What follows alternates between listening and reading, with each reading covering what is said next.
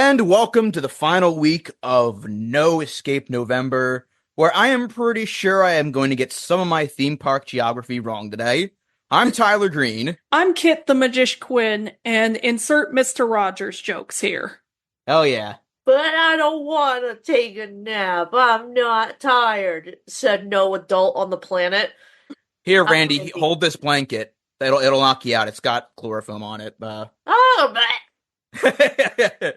Huzzah. All right, and we have a very special guest joining us for this final episode. You know him for his awesome YouTube videos. You know him as a panelist on the Worst Barney Episode podcast. Please welcome to the show, Teeriffic Tributes. Woo! Hi, friends. I'm Barney. Oh, God, Like reboot that. Barney ate him. Hi, I'm Dean Went Barney. I was listening to the episode you guys did last night on season 10, and you pointed out, I think it was you that pointed this out, that, you know, whenever Dean Wentz Barney kind of has an inflection, he kind of like rises up a little bit like this. Oh my God, yeah, I yeah. was just thinking, this Barney sounds different. I guess that's Dean Woods. Yeah, this is a Barney that he was like 3 years in, so he's kind of still trying to figure it out. You know what I mean? He sounds a little bit more nasally. Hashtag not my Barney. You know, I'm not the biggest fan of his Barney, but I'll say this, from 2002 to like 2005, 2006, it actually sounded all right, especially in this special. I think he finally got it down pretty good, and he managed to make it his own, which is something. It's when they turn him into nothing more than an exposition dumper and like just the person who's just there to deliver the message of the day in those later seasons. It's where I was like, okay, this is starting to falter. I'm just here to pad the episode out. I'm not putting in anything important to this episode. Help me with my pistachio addiction. Hey kids, am I Big Bird or am I Barney? Have fun guessing. By the way, guys, I hope you enjoy my Dean Went impression. I put no effort into it. Yay! To be fair, they put no effort into season 10 either, so... Oh yeah. God damn. I'll leave the season 10 hate to you guys, because you guys did a really good podcast on it last night. Regardless, but Well, thank you. anyway, so we are talking about the 2005 tape Barney and the Land of Make-Believe, which is a very interesting one for us because it's theme park adjacent. They filmed this on Universal Studios property in Orlando, Florida, and a little bit of SeaWorld because they filmed it at Discovery Cove. Yeah. Did anyone else watch the intro to the tape where on this videotape made for like babies and preschoolers, they're advertising Margaritaville and Revenge of the Mummy? And Fear Factor and Psycho, it was bizarre as fuck to see. Oh, man. I think that this was their favor they owed to Universal for making the Day at the Park with Barney show, but the whole time I was just playing the, you mean like at Universal Studios clip. Stop cutting to that! So what's interesting about this is that the crew of Barney and Friends, according to the Barney Fandom Wiki, spent at least a year traveling back and forth to Universal in Orlando solely so they could build a story around, you know, the parks. Yeah. Which is what's crazy about it. I'm trying to like figure out where a lot of these other places. Last I checked, Universal does not have dolphins and exotic birds. That's because those shots were actually at Discovery Cove, so. Oh, I figured. Yeah. I'm like, is this at like SeaWorld or Busch Gardens or did they just travel to the Bahamas out of nowhere? Is this Atlantis? Unfortunately, I am not familiar with the entirety of Orlando because of the whole thing of never going there. So I was trying to figure out, okay, somebody with more experience with Universal, tell me if this is being filmed at Volcano Bay or at Discovery Cove, please. Oh, Volcano Bay didn't show up until 2017? Oh, okay. A wizard did it. Yeah. A wizard gave them access early by like 20 years. No. Maynard the Magician did it. The only Universal like spot I recognized was in the street scenes at the beginning, because I remember on all that when they were filming there for their first few seasons, they would use that set a lot. And I feel like that a lot of the scenes that take place in the kingdom were definitely Lost Continent, if I'm not mistaken. Oh, yeah. Yeah, that was definitely Lost Continent. And another very specific spot that we will get to later, wink, wink. So, Kaylin, I guess we'll go into your history with Barney first, and then this particular special? Barney it's kind of hard to explain, really. It's just been one of those things that's always been a part of my life, like so inescapable, really. Pretty much. It's like how we went into this. Once you get into Barney, you're stuck for life. You're a Barney buddy for good, whether you like it or not. You just start seeing him in the most random places. I've seen Barney in antique stores. Yeah. Once you watch Barney, you never escape him. It's like that poem about a snail that keeps following you until you die. But wait until like January or February when Target aisles are going to be full of that. Oh my Oh, god. yeah. So in I want to say 2021, I emailed Tommy Avalone, who was a mutual friend of someone else in the Barney fandom, and got to work with him on the documentary, the Peacock documentary. Oh, hell Oh, yeah. wow, And, really? Ooh. Yeah, more of a consultant job. So I would have meetings with him and Andrew Olson. We both had a hand in finding the History Fans group. We would have meetings with him, and we would discuss, what the process of the documentary, how it was going at the time, and what to expect moving forward. And we helped, market that as well. And it was funny because 4 months later, I was in another meeting when my phone started blowing up, and that was when Mattel had announced they were relaunching the franchise, which was pretty big. But yeah, it's just been something that's kind of just been edged into my life since birth. Yeah, I remember when they announced that reboot, like all the way back in like 2015, and just, me and these guys were just like, it was always like in the back of our minds, like, hey, remember that Barney reboot they were supposed to do? Is that still happening? Oh yeah, wasn't there supposed to be like a movie where it was kind of like supposed to be serious? I think that's still happening, actually. Yeah, the Daniel Kaluuya one. That's gonna be a trip. Which you just know they definitely put the green light on after the success of Barbie, so. Oh, yeah. Yeah. Do you guys ever dream about dying? I feel like they thought of it after the kind of success of Dora, where it was like, I wouldn't exactly call it like a major hit, but it's like people did like it, and that kind of like got that idea going of we could probably do like more adult oriented reboots of things for like little kids. And then Barbie just kind of took a massive fucking like cartoon sized sledgehammer and nailed that idea into the ground so hard. And now everybody wants to do it. They also announced a Bob the Builder movie produced by Jennifer Lopez. Oh my god. And That's going to be interesting. Yeah. It's not going to top the Dwayne The Rock Johnson reboot that they were going to do. Dude, I only found out about that like a couple months back, and I kind of want to see that. I don't think anything The Rock does is going to top him as the Tooth Fairy. Honestly, no. On one hand, I am very annoyed at how many people are going to take the exact wrong lessons from Barbie the same way they took the wrong lessons from the Lego movie. On the other hand, I badly need to see that Barney movie they're planning just out of sheer curiosity. Yes. I'm of the belief that they're not going to make it only because the person who's been like stamped to do it is always busy. True. Yeah. Yeah, he's Spider-Punk. He's doing every other Jordan Peele movie. He's booked and busy. If we're gonna get like a serious kind of adult-oriented reboot of Barney, we should probably get like, David Lynch. This tackles the struggles of schizophrenia. No, Greta Gerwig. We'll get her to do it. You know what? We need a collab. We need this to be a collaborative effort with Greta Gerwig and David Lynch. I feel like those two minds could create magic. Yes. Have you guys ever seen the movie Daniel Isn't Real? I have not.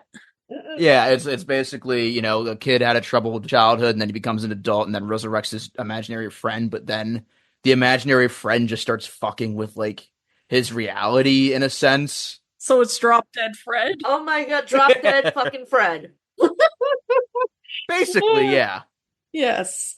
So going back to this special, I gotta say that while I have some issues with this era, though to be fair, it was the era where I officially said nope to Barney for a long time until middle school for a long story that's too long to explain here. Wait, you noped out in this era? Yeah. Yeah, well, I noped out after Come On Over, so. Fair. Yeah. Despite all that, I kind of fucking love this special. It is bug nuts in the best way. Absolutely. Yeah. Yes. This was a trip. I didn't know about this until me and a couple of friends streamed this for the first time. Thanks to a moment that kind of went viral around that period, which we will get to later. Holy shit. Yeah. We have a lot to say about that moment. Yeah.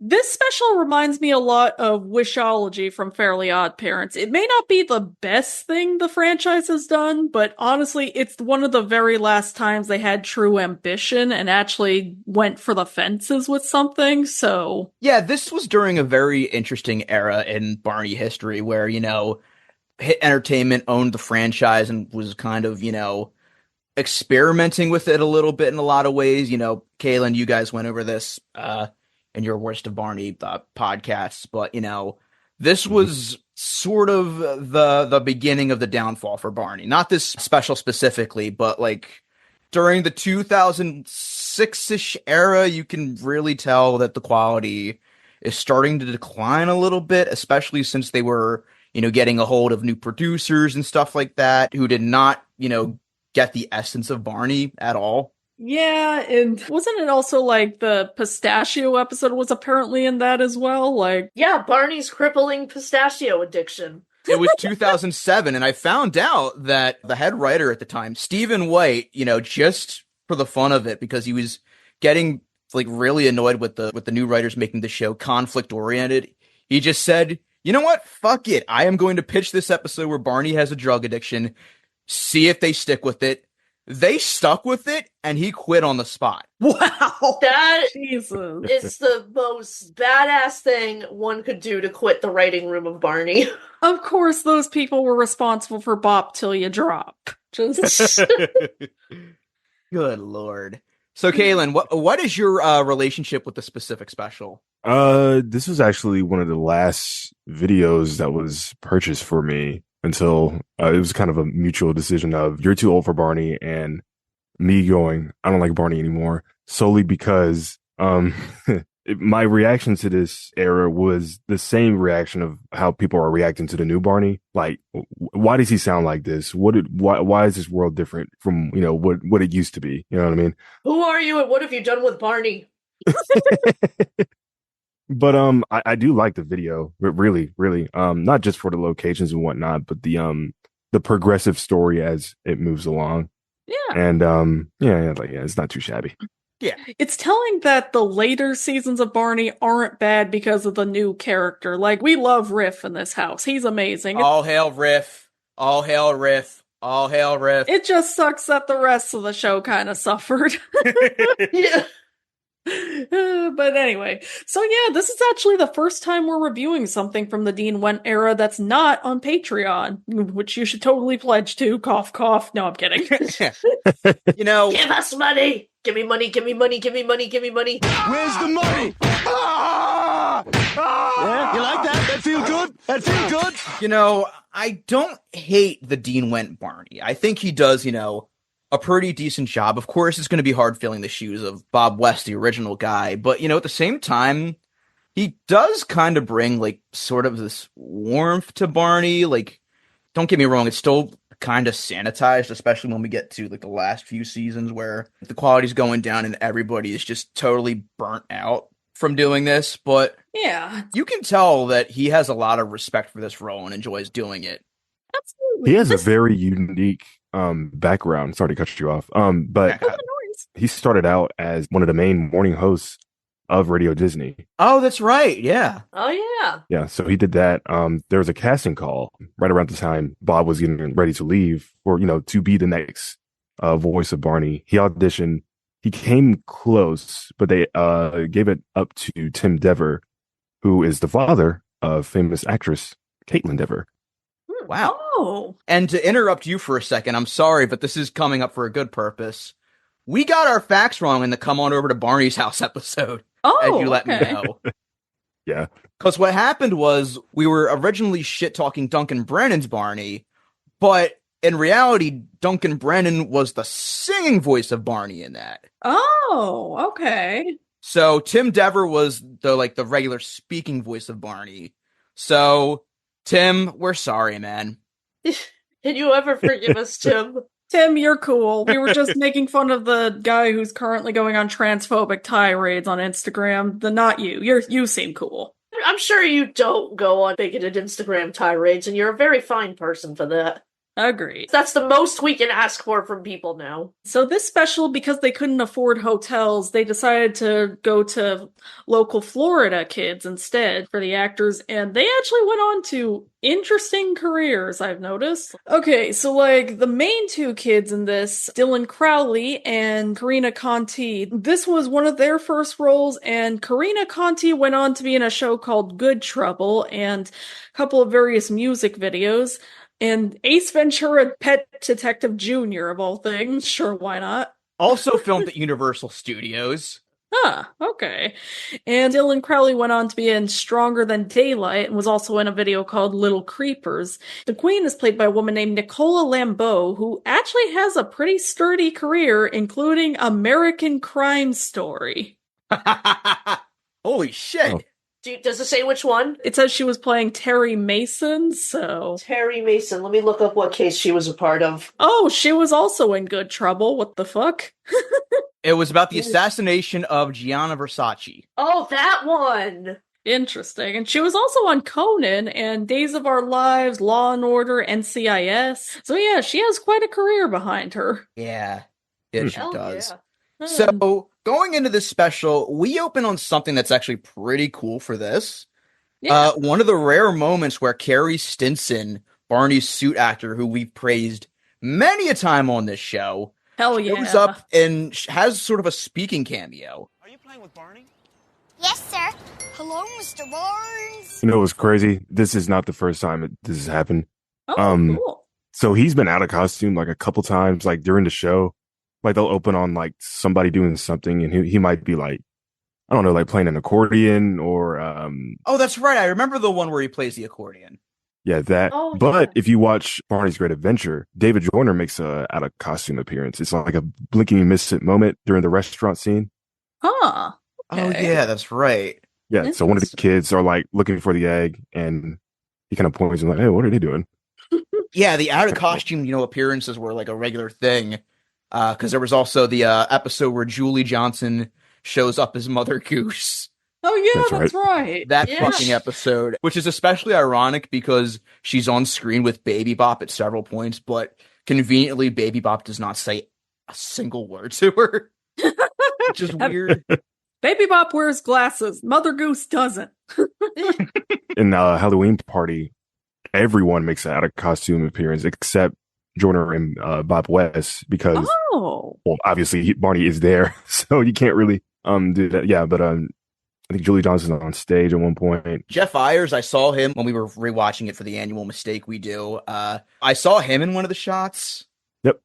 All right. Both the Jeffs are. One more thing we gotta quickly mention before we get more into the special is that Tyler and I have this inside joke. Well, not technically an inside joke between us, but I can't seem to find it, but there was this YouTube poop that was made of this special. Oh my god, I know what you're talking about. Giants and genies and Giants and genies. Giants. Giants. giants and genies. It's our Grunkle Stunkle wins the Funkle Bunkle, basically. Oh my god, that's been in my head this whole time. Yeah, it's a YouTube poop by the name of Barney the Bonehead.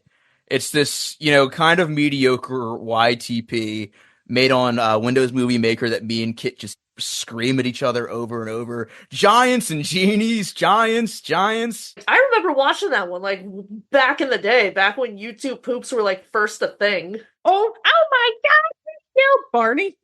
Bastard! So getting back into the special, it feels so weird to see Carrie Stinson on screen with the proper Barney doll. Like, it's like hard for me not to assume that there's just a little tinier Carrie Stinson hiding inside that doll as well, just for prosperity, Another fun fact, while they were shooting this scene specifically, the mayor of Orlando visited the set to gift Barney the key to the city. Yo! Wow! When he got there, the producers like ran up to him and was like, dude, what are you doing? He was like, we're shooting a scene as him as like Mr. Barnes. Like, quick, Mr. Barnes, you need to become Mr. Barney like right now. The mayor of Orlando is here to give you the key to the city. Love that. Oh my Oh god. my god. I love that. Oh god, Barney runs the city of Orlando now. And so this scene was filmed on, I forgot what it's called, but it's like the Hollywood Streets that's in Universal Orlando. And so, Yes, this is the backstage area. and you can definitely tell because there's like promotion for the Paradise Hotel, I think. And then there's also a mummy poster at one point. Oh, I didn't notice those. Yeah. So, We gotta promote the mummy to these stupid babies. Did you guys notice the storefront that said Embryo Books on it? Everyone. Hey kids, have fun asking your parents what an embryo is. and then after Mrs. Wilson drops the book, she and Mr. Barnes went on to have an affair. Man, it sure was a good thing he was wearing that sweatshirt right on his waist. Didn't want the kids seeing that. Erect penis. And so somehow the book, The Land of Make-Believe, has never been checked out by anyone before, or else the events of this special would have happened, I suppose. Yeah, here's what's weird about this is that when the lady drops the books, she tells the kids, oh, I was just checking these out from the library to my kids. And then she gives the Land of Make-Believe book to, the main characters in this. You still check that out. You're still going to have to return that from the library anyway, so Yeah. don't know why you're letting them have it. Here's the thing. One, how did you not see a whole ass man in front of you? Two, she literally threw them with full force in the air as soon as she barely even touches him. She was hitting on him. Oh, yeah. That is like the classic flirt game. Pretend to trip over them, be like, "Oh shit, hey, hi, how did we end up like this?" They fell on top of each other and they were laughing and giggling and loving. He is the only man in the city with a strong Texan accent, so. Yeah. Barney's probably seen so many divorces. Oh, God. So many divorces and also so many conceptions. Yay!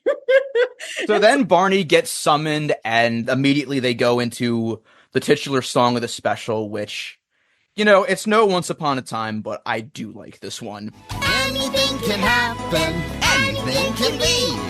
Anything can happen in the land of make-believe. Oh, anything can happen here. It's so much fun, so give it cheer. Anything can happen in the land of make-believe. Oh, boy.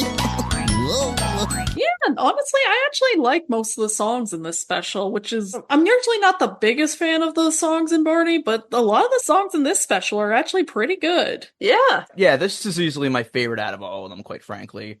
This and the Jungle Absolutely. Adventure one that we'll get to later. So then they start reading the book, and somehow this king and queen are like, we'll just leave our impressionable child alone with this dangerous machine. Nothing can go wrong there.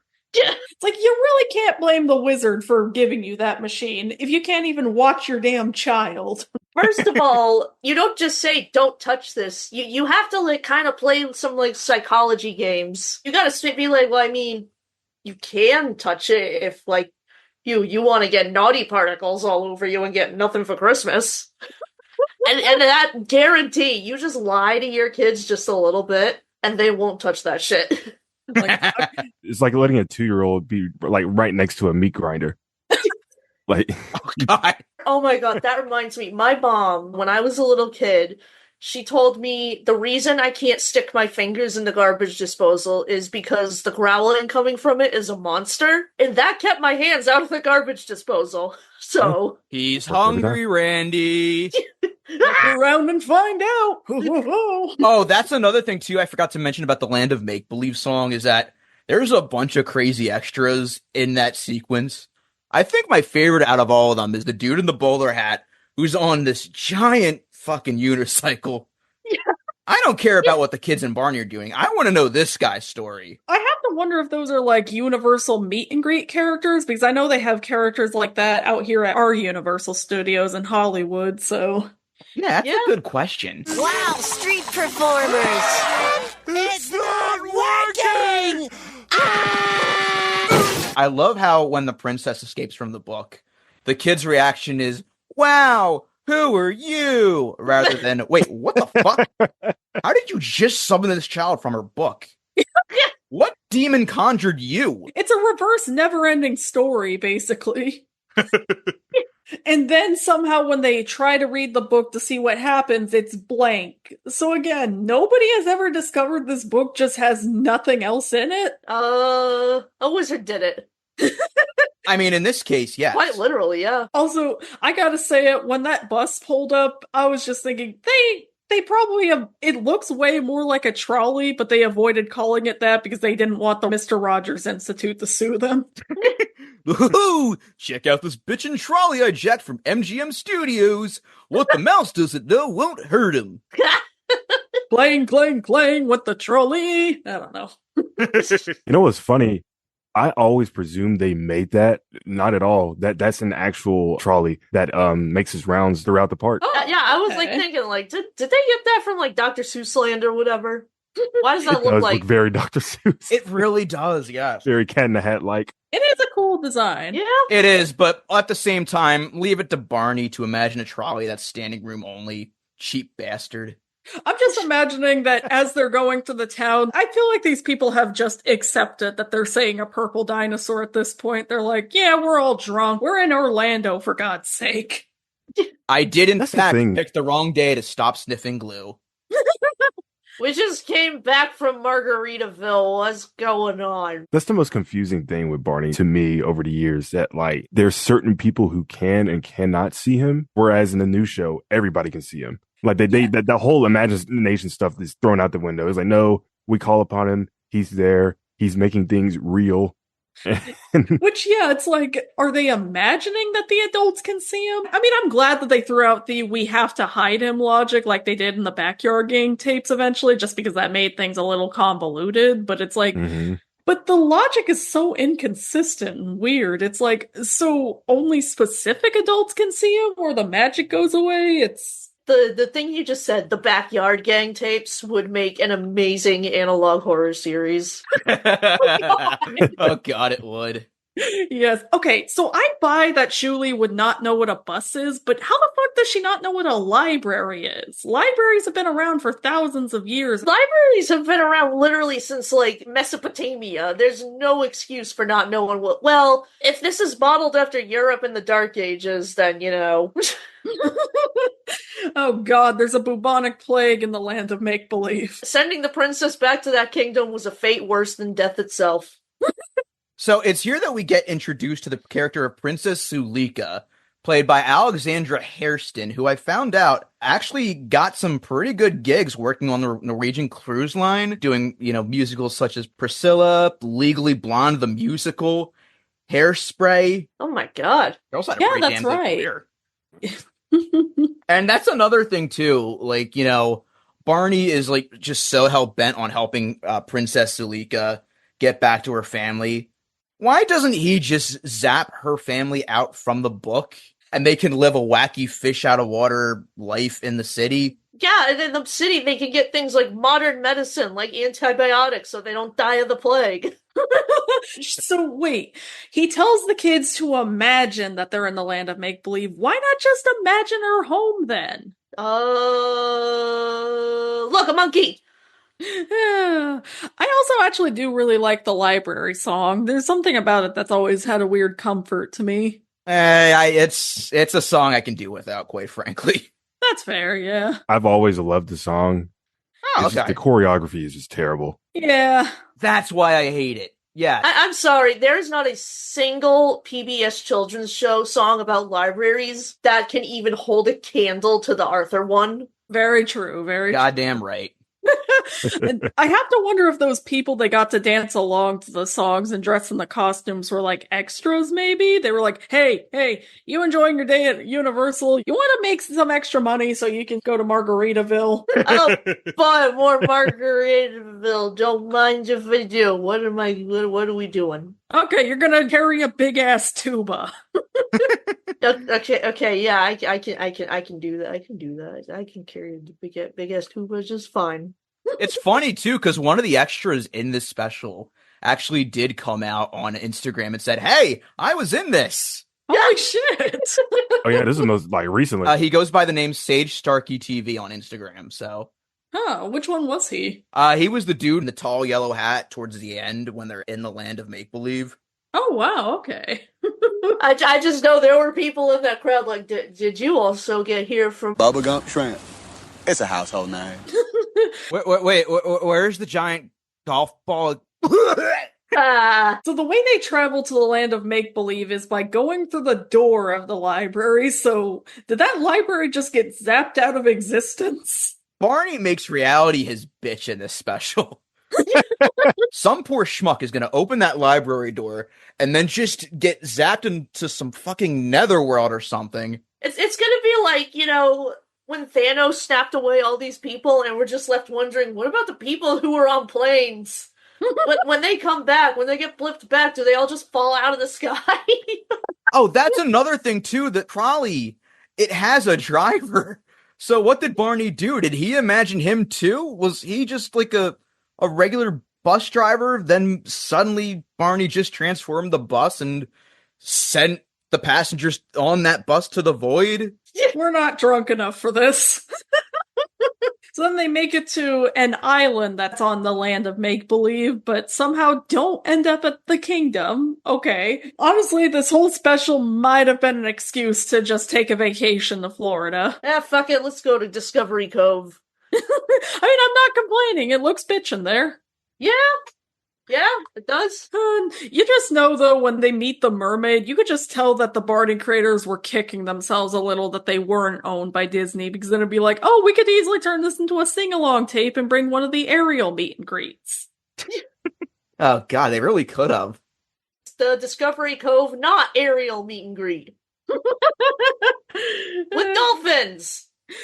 Also, those dolphins were dicks because they refused to just give them the directions until they took a swim with them. They're like the dolphins in that Treehouse of Horror special. Yeah, because the mermaid is saying, They were laughing because they live here. I'm just imagining that they're just saying the most twisted shit about these people visiting their island. Someday. Knowing what I know about dolphins, yeah. Dolphins are fucked up. Do not look up anything else about dolphins if you have such an innocent view on them. God bless you. And no, not even Echo the dolphin is safe. God only knows what Echo did to those aliens when he reached that UFO.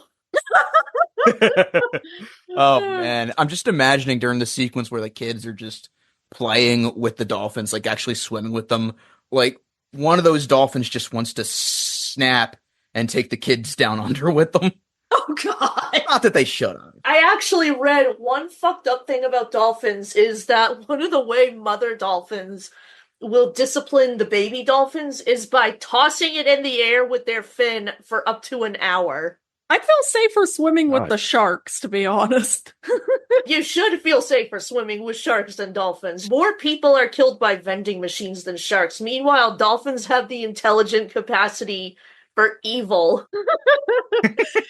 I love the irony that Barney is able to film at Discovery Cove, and yet they can't afford to film any new footage of the ocean life.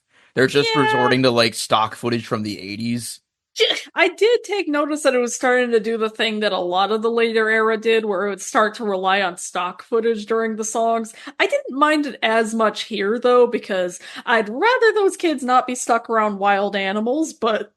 You're at SeaWorld! You can't just press the camera against a fish tank? Yeah! Hey kids, do you like doing this very relatable thing? Well, here's a montage of other kids doing that relatable thing. Can you tell we stopped caring? Budget cuts. So then the dolphins finally give them directions, and as they're on their way, they keep going into this joke about how they keep mistaking the dinosaurs for dragons, and we never see dragons in this special. I want to see what dragons look like in this world. I swear, if they call us dragons one more time, they'll be wishing they actually had one. I mean, did this special predict the How to Train Your Dragon world at Epic Universe? Because, like... Yes, it did. I just want to imagine Barney and friends just going through all the other parts of Universal Studios. Like, take them to the Institute of Future Technology, you know? Yes. Somehow, Biff avoids falling into a huge pile of dino manure. I would honestly be so down to see, like, Barney and Toothless try and get along. Oh my god, yes. Make it like that really weird Disneyland tape where the Captain Hook and Smeagol face characters were going through the Pirates ride. Make BJ and Baby Bop the scary crash test dummies in the Back to the Future safety video. You know, I still feel ripped off that in Disneyland Fun, they didn't actually subject the people in the Chip and Dale costumes to Splash Mountain. It'd be like a weird sitcom episode at Disney World, but instead at Universal. Oh my god, we could have gotten Full House with Barney. Well, they did kind of have Barney with Rigby, I guess.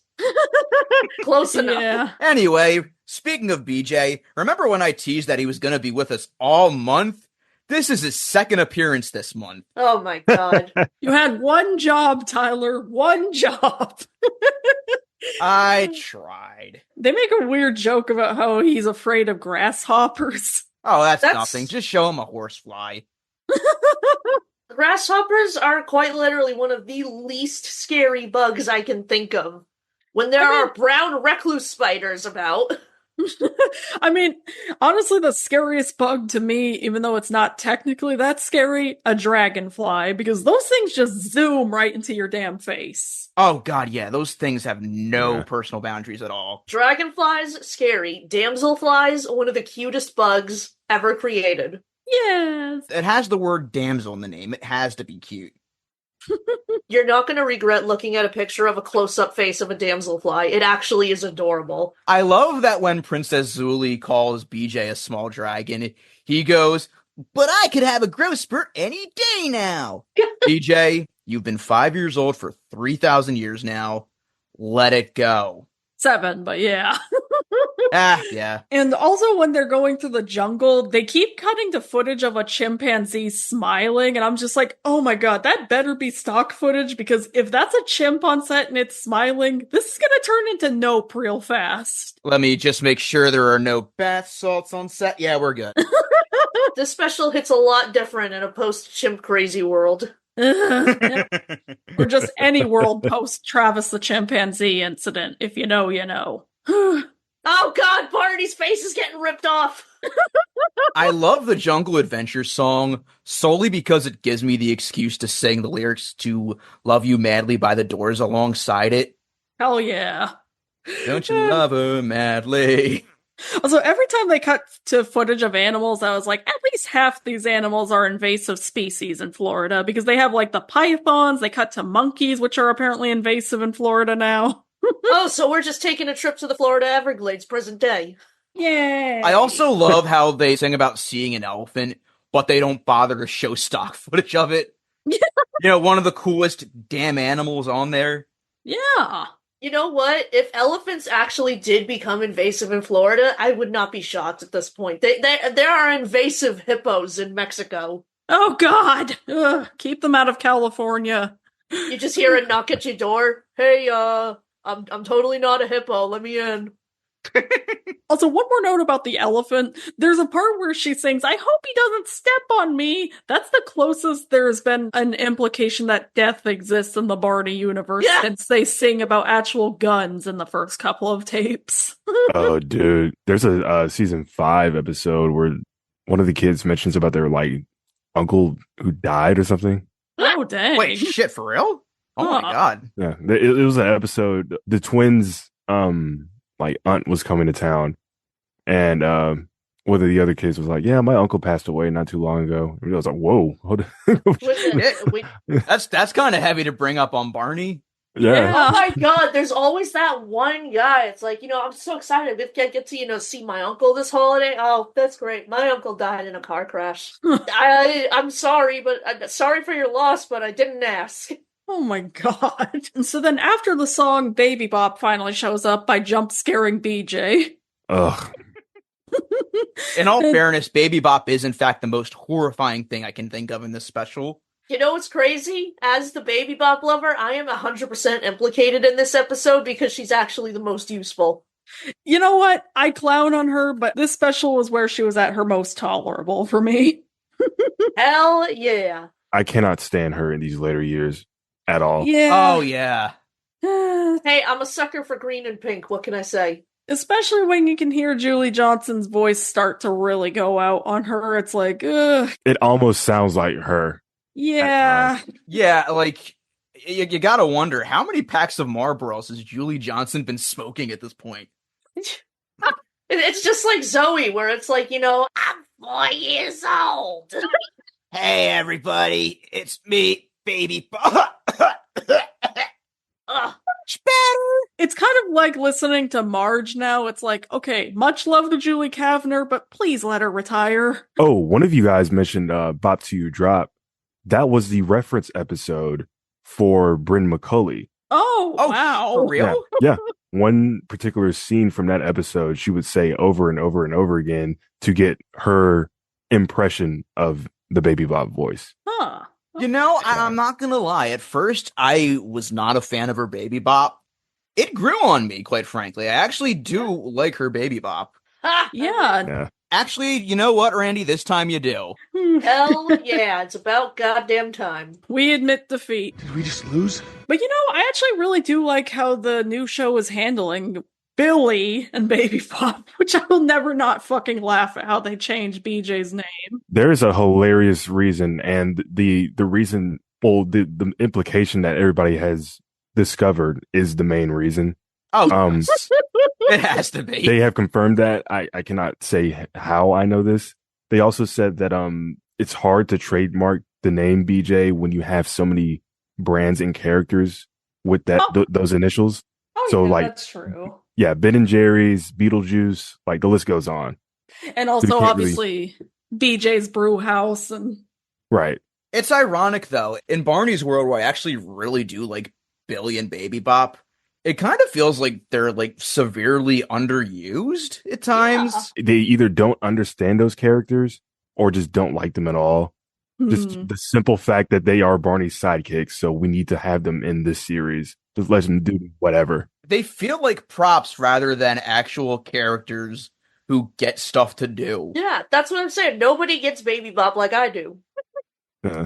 They have just the same amount of screen time as they had in the Barney movie. Also, I have a question once again about the logic in this special. So they have to imagine themselves into the book, but how the fuck are BJ and Baby Bop already there in the land of make-believe? Like, no, do they? This just opens more questions. And they know the exact spot where Barney and the crew are gonna be. Like, again, where do they live outside of the void? And then at the end, they have to ask Maynard the magician how they can get home. How'd you even get there to begin with? Yeah. You always had the power to go home. I just made you do all that shit for a grudge. So speaking of Maynard the magician, this is where we meet him. And I gotta say, I fucking love this guy. He's like the worst magician ever, and we love him for that. He's like a mixture of Merlin and Yoda. I just fucking love how he's so obviously high off his ass. Oh, and Mr. Cooper. You're welcome. If you decide to dabble with any of my spells, for whatever reason, you're welcome. So basically, Maynard the magician is this obviously incompetent magician. It's basically his fault that the princess disappeared. Yeah. Because he's the one who made the device that she touched. He's also on copious amounts of wizard crack. And his actor, Robert Sky McDougall, he was apparently the mystery monk in Alistair Crane on Passions for 33 episodes, so... Wow. Holy shit. And he was on Mad TV as well as the saloon piano player. Legit, at first, I thought he was played by Ron Schneider. I could see it, yeah. The guy who played Dreamfinder in Epcot. Tyler, I'm so sorry. I thought you said Rob Schneider for a bit. I was Oh, God, like, no. No! Rob Schneider is Maynard the magician. So when Maynard says, I don't suppose the king and queen are going to be very happy with me now. I was expecting the princess to say, You're gonna die, clown! You know, it's probably lucky that they didn't run into anybody who actively hates the king and queen, because you just know they would have said, well, I'm not helping you out. Your family starved us. I didn't vote for this monarchy, all right? Don't ask me for help. But you can't expect to wield supreme executive power just because some watery tart threw a sword at you. Shut up! You just know because of his spells, Maynard probably has a body count. I mean, look how close he was to killing BJ and Baby Bop. Which, that's how you know he's incompetent. He was this close to narking them. This close. He almost burns down his own house because of the skunk spell. Agatha, I'm very sorry for this, but skunk experiments. Oh, God. And also, I love that his song is just him singing about how much he'd suck at helping her. It reminded me a lot of I forgot what it was, but this one deleted song for Bedknobs and Broomsticks where the David Tomlinson guy was singing about what a scam artist he is. What's even funnier is the fact that Barney and friends just don't disagree. They just partake in just roasting the shit out of him. I love that he just has a whole musical number that's just, oh, God, I'd love to, but, like, I don't have the skills, or I don't have, like, a diploma in this shit, Even Barney's like, yo, get a load of this, asshole. Even I think this guy's a lost cause. And also, something nowhere, man. I think my favorite part of this song is when Maynard sings, "I'm a codger whose conjuring is lame," and BJ, in response goes, "Uh-huh." That's just fucking cold, BJ. Wow. You're right to say it, but still cold.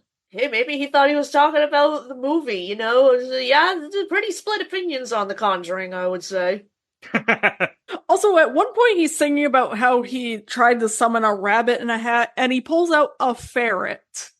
Okay. So what happens when he wishes he was a little bit taller, a baller, and for a Impala?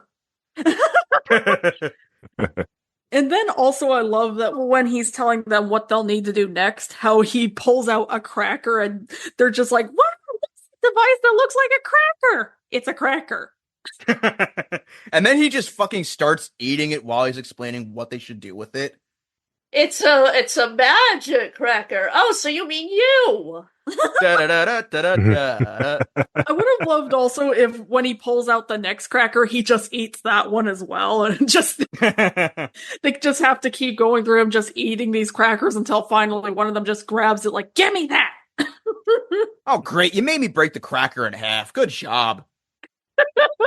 I found it in a Cracker Jack box. And so then we cut to one of my favorite scenes of the special where we get to see lots of cute birds. Oh, man. So many beautiful, colorful birds. Yeah. That's what we got. If an aquarium or a zoo has a bird room where they're all flying freely, take my fucking money right now. Although I will say it does bring back the question I had in the Barney's Big Surprise episode. So, do these birds look at the dinosaurs holding them and wonder, are these our ancestors? Like, what would happen if they met a terror bird or something?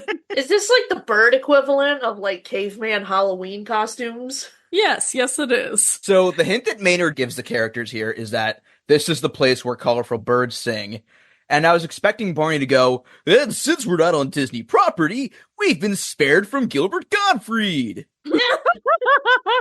Gilbert, we love you. Don't haunt us. No, you're the dinosaur. Gilbert, we love you, but like, come on, what were you thinking with Under New Management, dude? Okay, one quick note I gotta make about Under New Management. The thing that I knew would not make that show work is the part where he's singing about how he's gonna have a zillion crackers in the bake. In the movie, he sings about hating crackers. Yeah. No, the exact moment I knew that fucking show was not gonna work, when he interrupts the famous Tiki Room song and they don't fucking finish it. Yep. Even as a kid, that pissed me off. But here's the thing, if Tiki Room canon is what I believe it to be, I think the minute we heard him squawking, he would have just been struck down by a tiki god, and you just hear a bolt of lightning and screaming while the rest of the song keeps going.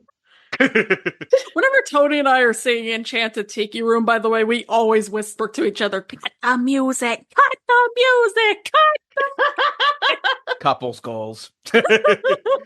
Also, my only gripe about the bird montage was that the birds should have gone full Hitchcock on Baby Bop and BJ. I mean, come on, the Bates Motel is right down the street. You can make it happen. I know it's not the same movie, but bear with me here. And also, I might have mentioned that parrot was voiced by Julie Johnson. Yep. Really? Yeah, she was. Huh. I think she also voiced the parrot that was in Imagination Island that Baby Bop was having a back and forth with. Bye-bye. Bye-bye. Bye-bye. Bye-bye. As someone who loves birds and parrots, it's always so funny when people use, like, macaws as examples of talking parrots, and they speak, like, super clearly and in full sentences, when There is a parrot that can do that. It's the African gray. Yeah. If you've ever heard like a macaw like imitate human speech, they sound like Stitch. Yeah. You know, I may be a staunch Baby Bop hater, but that scene where she does argue with the parrot is kind of adorable in Imagination Island. It is. And it's also kind of funny how much it drives BJ up the wall. You ever see that video of like the two cockatoos? It's like you have one and the girl like screaming at each other, and the guy turns around and the other one in front of him is like, "Hi. Hi." Although it's probably good they didn't meet a Kia, because those are meat-eating parrots. Oh, they're brutal. They are brutal. You know, it's ironic, too. Knowing Barney, they had a prime opportunity. When they give that parrot a cracker, they ask it what its name is. It says Polly. Right there, guys. Come on. Also, when they said that the magic phrase is "bushes be gone," I was like, that's what people were chanting at the 2004 election, too. So, the giant scene. So why does this giant look like a long-haired Charlie Day? You know what sucks? We have giants in this. We have jungles in this. There was not a single genie. We were lied to. Maynard could have been a genie. You know, that thing the princess touches, that could have been his lamp. It was right there. Which is funny because they were filming this not too far from the Sinbad area, so... Yeah, exactly. Just a sick world we're living in. Sick people. I mean, most of the effects of the special are pretty good, especially for a direct-to-DVD special, but I gotta say the chroma key on the giant was a little noticeable. Yeah, they tried, and then when he picks up Baby Bop's blankie, one of the few times that Barney's actually using practical effects, and it's just a napkin that a crew member snatched from Confisco Grill on the way to filming. Yeah. Dyed yellow. I mean, it looks vaguely yellowish. Yeah, let's take it. Also, somehow when the giant sees Baby Bop, he doesn't get the idea to, like, try to squash her or something. He just... Now's your chance. Squash that little shit like the bug she is. He just instead starts throwing a tantrum instead. Yeah. It's mine, and I'm not gonna share. I said I wanted plum liqueur with my Ferrero Rochers. It's not a Ferrero Rocher, it's a plum liqueur. I gotta say, this actor was not on his A game. He was very much just doing this for a paycheck. That is a man that just screams, "I am a parent who has had this exact same argument with my 3-year-old, and I am imitating it to my best ability." Barry Pearl, this man is not. It's so weird. When I was rewatching this for this podcast, it was weird seeing her like give up her blankie, because that's her, like, that's essentially like a part of her character. Yeah. Whereas in the new show, she does not have that whatsoever. Yeah, the blankie has not shown up yet at all. I don't think it's showing up at all, because this is clearly a much older Baby Bop. Yeah, I isn't can see that. Isn't she still supposed to be 3 in this series? They haven't really suggested how old each of the characters are supposed to be. I mean, she still has baby in her name, so... Right. Like, Barney's supposed to be 200 million years old, but this one seems like he's like 30, maybe 40. And by the way, they still haven't done Mr. Knickerbocker in the show yet. Her literal namesake, and they haven't done it yet. Yeah, that's probably another reason why they will never, ever sing that song. I didn't get Nick as a kid, so I never watched Barney. As much as I clown on her, what she did was actually pretty useful. Hell yeah, this episode is my vindication. This is the Randall finally wins. Yeah. How about this? That giant had a prime opportunity to pick her up and bite her head off Ozzy Osbourne style. He did not. And he didn't, exactly. Oh, God. God damn you, Randy. I know, you wouldn't be the first to say that. All right, we gotta talk about what came after that scene. Holy shit. Yes. I know it's so obviously something they just threw in because get it, it's universal, but Cha-ching. Jurassic Park exists in the same universe as the Barney franchise. Oh, man. Okay, so the giant drops the blankie, gives it back. BJ and Baby Bop say something along the lines of, You know, I've got the strangest feeling I've seen this place before. Yeah, me too. And then Barney goes, I know what you mean. but I'm sure there's never been any dinosaurs here before. Cut to them walking under the fucking Jurassic Park gates. Yep. And they play the music. The John Williams score. They actually got the John Williams score, which I have a funny story about that, thanks to the Barney Fandom Wiki. So Fred Holmes, the director, decided to call his friend Jared R. Molen, who was, I believe, one of the producers on the Jurassic Park films, and asked if they could use the theme for this video. Molen actually got permission from Steven Spielberg himself to use it. They forced Steven Spielberg to acknowledge the existence of Barney. Because if it wasn't for the fact that they actually showed a Barney clip in Jurassic Park 3, this probably wouldn't have happened. Yeah, I forgot about that. Oh my god. And one of the kids from Barney was in that movie, if I'm not mistaken. Yeah, the kid who played Cody. Oh yeah, that's right. I thought it was the kid who played Shep. This is T-Rex P. How'd you get it? You don't want to know. I love how Jurassic Park 3 is like one of the worst Jurassic Park movies, yet it's the only one with a Barney reference and the only one with one of the greatest Randy Newman songs ever made. Yeah. So there is just so much to unpack here. For starters, the land of make-believe is adjacent to Isla Nublar. Holy shit. You know what? This gives me the theory, real quick. Now I know why they keep referencing dragons in this universe, because dragons have to be like the equivalent to dinosaurs in a fantasy world. So yeah, they took dragon DNA from the mosquitoes, created a dragon park, and they all escaped, and now they're running amok. Okay, does this mean we get Beastly Kingdom? Oh, I wish. Wrong park. Second, it is heavily implied that Barney, BJ, and Baby Bop are experiments from Jurassic Park. Yep. You know what? I accept this theory. There was a brief, like, concept for a while where before they came up with Jurassic World, that the new Jurassic Park movie would feature dinosaur-human hybrids, and there is concept art for that. Oh, God. And yes, it is horrifying. Yeah, and there was also the Jurassic Park scare zone for Halloween Horror Nights they did one year, which was kind of the same idea as that, where it had, like, dinosaur-human hybrids walking around, and the makeup designs are just, like, so insane. Look those up if you haven't seen those. Oh, why do I have to live not close enough to a Universal? And we gotta talk about how the implications of Barney as a franchise in the Jurassic Park universe, if Barney, BJ, and Baby Bop are experiments from Jurassic Park. Like, okay, so Barney as a franchise, would it be ostracized in universe because it's like, oh, we now have killer dinosaurs on the loose, and we also have an island where dinosaurs just exist now, so we're not really sure if we should be showing this world full of dinosaurs anymore. It's like, wouldn't this have a similar effect to, say, how the Twin Towers were depicted in media after 9/11?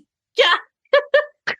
You know what? Plot twist. Barney is the children coping with trauma because they are survivors of the 1997 San Diego incident.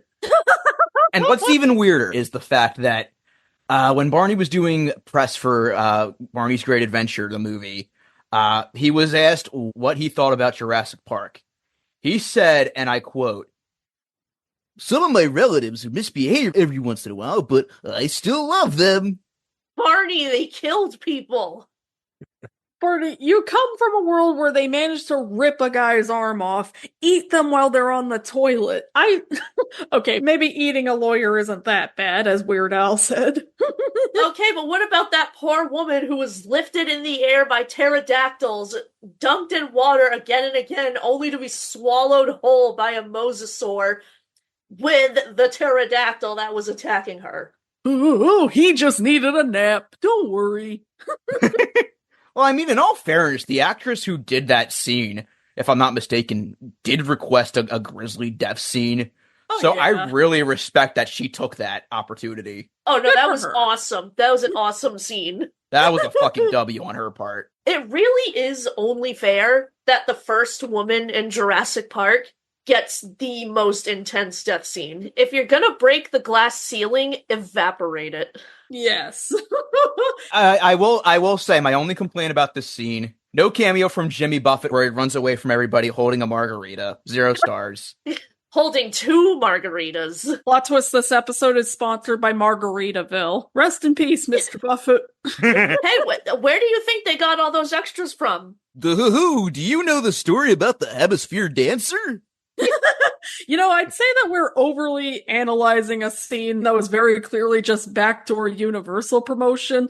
But why shouldn't we? Exactly. This is what the podcast was made for. This is Channel KRD, motherfucker. You came here for this. This is what doing the show for 4 years has been building up to. This. The original home video release for this included a Universal Studios commercial. Yep. Universal Orlando Resort, where high-speed thrills, innovative attractions, and the best in family entertainment create a vacation from the ordinary. This is Channel KRT. We clown in this motherfucker. Take your sensitive ass back to talk to her.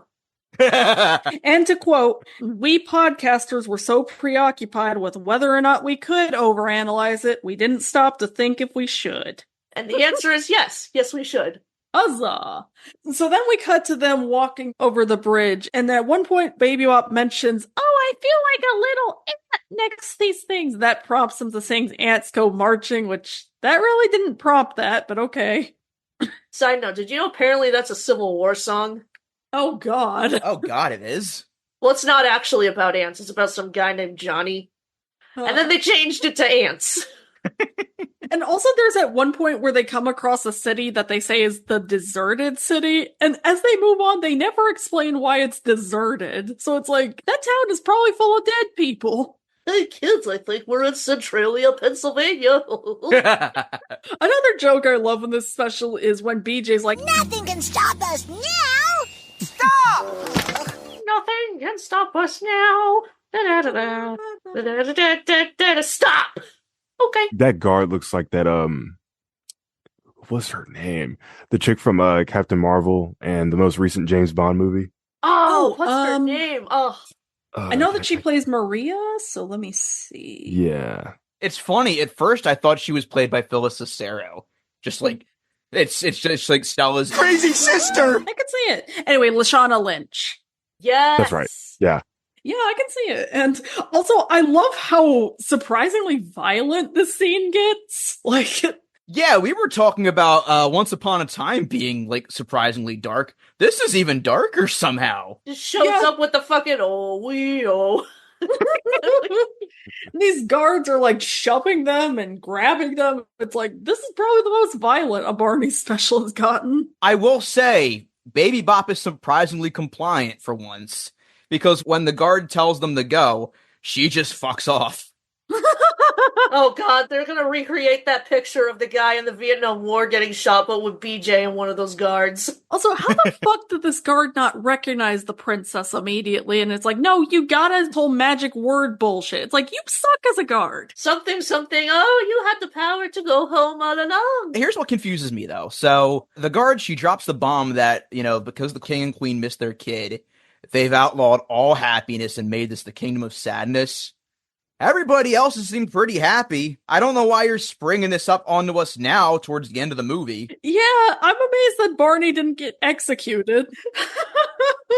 It's just like, this dinosaur won't stop smiling. Take him to the torture dungeon. Who the hell are these monarchs? The Burgermeister Meisterburger? Jeez. I'm being put into the Iron Bowl, kids. So when Barney brings the princess back and all the townspeople are excited and smiling, the king gets really pissed off and he's like, I said I never wanted to see anyone looking happy again. I was expecting him to go, guards, kill them all. And then everybody's just slaughtered on screen. Then it's like, didn't VeggieTales actually try to tackle that more than Barney? Yes, they did. And also, why does the king look like Lin-Manuel Miranda? I thought the same thing. 0 out of 10, we didn't get a rap about how he's gonna execute Barney. The Scuttle Barney. Also, leave it to Barney to hide the missing child from her grieving parents behind his back just so he can play coy and get a cheap reveal in. Barney, you could have had blood on your hands. God damn it. Well, I mean, knowing what we know now about him in Jurassic Park, he absolutely does have blood on his hands. And in his teeth, probably. Imagine Barney, like, as one of the, like, prosecutors in Law and Order going up to, like, a parent and be like, "Oh, I have a surprise for you." He steps aside and there's the corpse of the child. Jesus. And so then they sing a song about celebrating, and I won't lie, some of the choreographers during that scene were pretty good. Yeah, I agree. Yeah, I have to wonder if, again, they were either street performers or maybe meet and greet characters at Lost Continent. And the set design was really cool. Well, it's hard to call it set design when you're literally just filming inside a theme park. Technically, they actually did build the castle set, although it does also make me wonder, why were the king and queen just sitting in the middle of the square instead of, like, in a guarded castle? Do they just sit there in public all day? Imagine if the president did that. You're gonna get assassinated! Oh my god! Well, yeah, exactly. That's what happened to the last president that tried that. Sometime later, for no particular reason, somebody shot that nice young president when he was riding in his car. It was almost 60 years ago. It's not too soon. When they're telling Barney and the kids, "Oh, we can give you anything you want," and that kid's just like, "We want to just go home," I was just imagining Barney saying, "Shut up, we could become billionaires." Money! Barney, you're already making millions off of this franchise every second. Just pipe down, man. Oh god, he's gonna become the next Elon Musk. BJ just rolls up to the playground one day in a Cybertruck. Hey guys, look at my sweet new ride! You just hear Barney's joining in on calls with Zelensky. Oh god. And so then that's when we get Maynard returning with the machine that can return them home this time. And the way that looked, I was just like, oh my god, it's 20 years early Epic Universe promotion. No, it was. This whole special is 20 years too early Epic Universe promotion. Surprisingly, there was a lack of Universal monsters in this. Also, yes, the special will be 20 years old next year. Yes, I do feel old. Ah, shit. 0 out of 10, no Mario. And also when BJ and Baby Bop ask if they can stay in the land, and the king and queen are like, "Oh, we'll take good care of them." It was like, to the dungeon! And they were never seen again.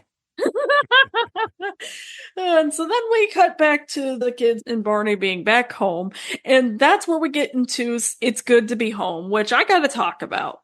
So I've described in the past that this is probably my favorite Barney song, and primarily I do think that the best version of it is in Imagination Island, but I actually dug this version as well. I really like the sax. You know, one thing I forgot to mention in our Once Upon a Time episode is that the instrumentation of this song is literally Castle So High. Yeah, which I do think that this song works a little better just because the lyrics flow a little more, and I like the orchestration more, but yeah. Oh, yeah, I totally see where you're coming from, and I do agree there. It is pretty good, but yeah, I do agree. This is kind of better than Castle So High.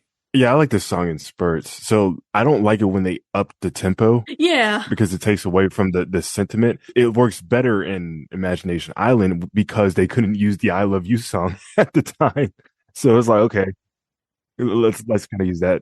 Yeah, because that and Barney and Radio City Music Hall, those were the only two that did not use the I Love You song. Right. And honestly, it would not have worked at all in Imagination Island. No, I honestly agree. After singing the I Love You song, they find out that they're now in the book. They're now written in the book. It's like, oh fuck, they're keeping track of us. Yeah. You just see the kids like just slowly fade away, like in Back to the Future. Hey, look, we're in the book now. That's weird. The next page shows us exactly how, when, and where we're gonna die. Oh god, it's a new CIA experiment. Doc Brown just rolls up in the DeLorean. Hey, Scott! I just turned the page and it shows like my full address. My social security number, my every single relative I have. What the fuck's going on? Holy shit, it's showing where I go to school? Wait, okay, let me close the book. Oh my god, this is the Death Note? Wait a minute. It's a book that can capture people's likeness and basically kidnap details about them against their will. Oh my god, the Land of Make-Believe book is AI generated. No. Oh God, it's the advertising algorithm that keeps track of your GPS location. Yes, it does that. I swear to God, I was just at Taco Bell today and I got an ad for the app. Ah, God. All right, so Kit, whenever you're ready. So yeah, my final verdict is definitely keep the tapes. This special is bizarre and batshit, and that's why I honestly love it. Yes, hard agree. This is beautifully insane. It's one of the last times that Barney truly felt like it had heart, and in addition, it feels like it isn't afraid to go in some directions that the show never really goes into, but it doesn't feel out of character, weirdly enough. I think that what really lends this special to being so great is that it takes advantage of the surroundings of not being in Texas and filming on the Caboose set at this point. You know, they're actually experimenting with different places, which is something they wanted to do, but obviously couldn't in the later seasons. It's not like when they started filming at different countries, but it was really just the Caboose set, just decorated. They also did an episode 2 where they visit a neighborhood, and it's literally just cardboard, like, houses in the Caboose set. Yeah. I'm not kidding. It's ridiculous. Karan actually corrected me on that in the last stream of how, like, that was another, like, one of Steve White's kind of last sort of input, but since they weren't pushing any money towards the production anymore, it was just, let's just staple the cardboard cutouts on our current set. God awful. Oh God, it's but like I said, even though it is technically just Universal and Discovery Cove, the sets in this do look amazing, and it gives you such a good atmosphere of the land of make-believe. So yeah, big ol' keep the tape from me. And what about you, Caitlin?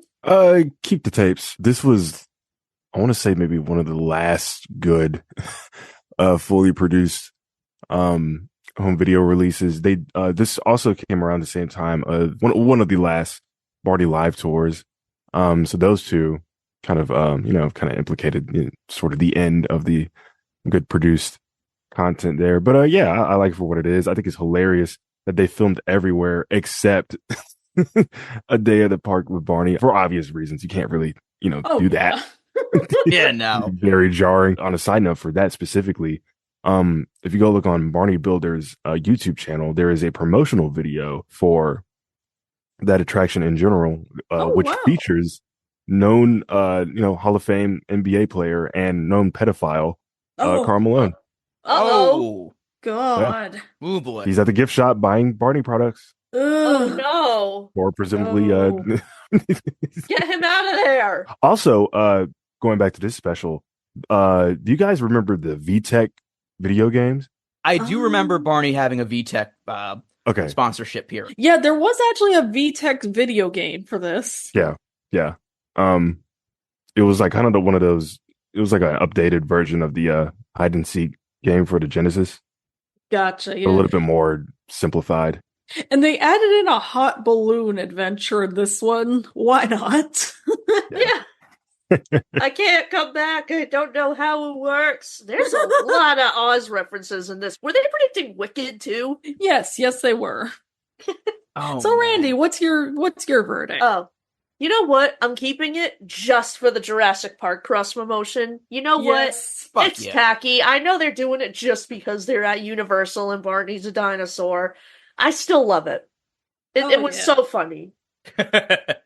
Oh, God, absolutely. Also, so, Kaylin, thank you so much for joining us, man. Is there anything you want to plug? Well, I'm not a part of this at all, but there is currently a Barney podcast out that is produced by CPTV, Connected Public Television, who are the people who got Barney on TV. Yes, that's right. Yeah, so it's a 7-part podcast series, new episodes every Tuesday, and it basically depicts everything from Barney's stardom to the end and to where it is today. Generation Barney, right? Yeah. Generation Barney. The first 2 episodes are out. First one kind of, runs through, Barney's beginnings and whatnot. The second one is probably the most liked one so far, which features Bob West and David Joyner kind of telling their stories respectively. And,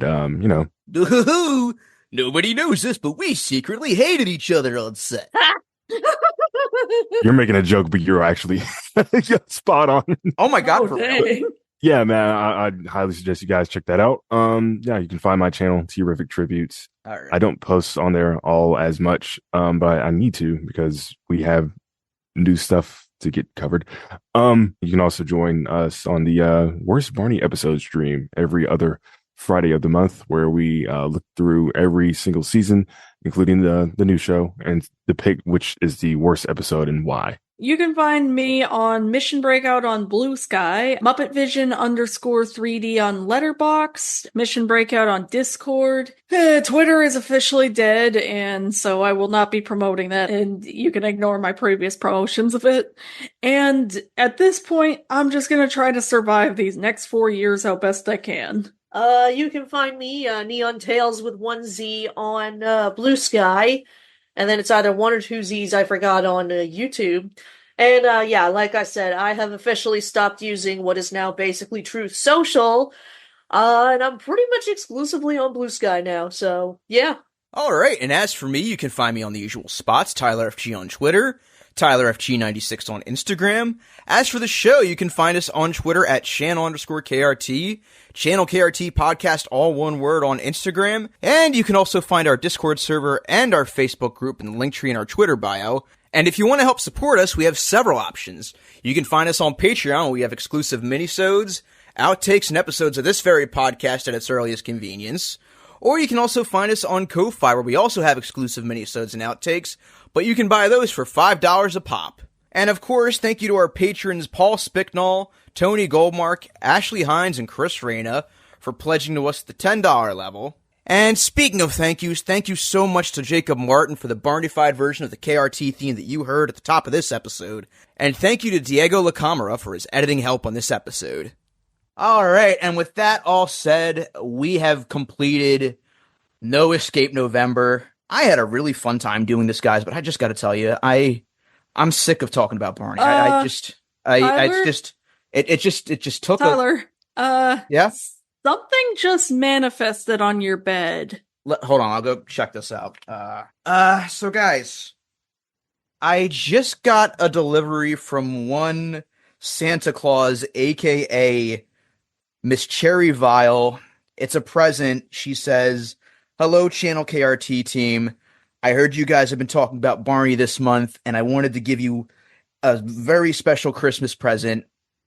Barney's Night Before Christmas on DVD." Come on, Cherry! Oh, dang it. We're Cherry. back to this. Oh, yeah, she also says, P.S., Bundy and Jade got the reindeer gig. They start next week. Training.